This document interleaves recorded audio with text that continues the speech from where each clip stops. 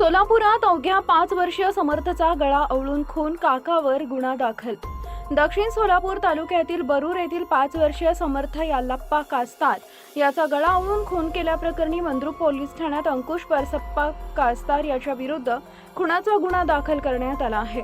समर्थ हा 4 जून रोजी काकाकडे जातो असं सांगून घराबाहेर गेला होता। काही वेळानंतर आरोपीने त्याला बेशुद्ध अवस्थेत घरी आणले। त्याच्या गळ्यावर, हनुवटीवर, डोळ्याजवळ दुखापतीच्या खुणा आढळल्या। कुटुंबियांनी उपचारासाठी विविध रुग्णालयात दाखल केलं, मात्र उपचारादरम्यान त्याचा मृत्यू झाला। सुरुवातीला मृत्यूचं कारण स्पष्ट झालं नव्हतं, मात्र शवविच्छेदन अहवालात गळा आवळून खून झाल्याचं निष्पन्न झाल्यानंतर पोलिसांनी आरोपी विरुद्ध गुन्हा दाखल केला। आरोपीनं घटनेबाबत दिशाभूल करणारी माहिती दिल्याचाही संशय व्यक्त करण्यात आलाय। समर्थचे आई वडील ऊसतोड मजूर असून तो लहानपणापासूनच आजीकडे राहत होता। या घटनेमुळे बरूर परिसरात हळहळ व्यक्त होतीये। पुढील तपास पोलीस निरीक्षक पटवारी करत आहेत।